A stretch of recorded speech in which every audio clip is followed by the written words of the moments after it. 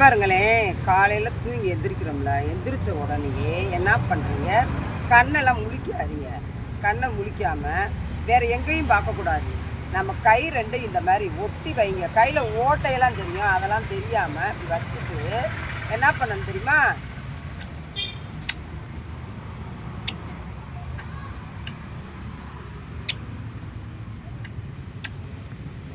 இப்படி 3 தடவை பண்ணிவிட்டு நம்ம கையை மட்டும்தான் எந்திரிச்ச உடனே பார்க்கணும், சரிங்களா?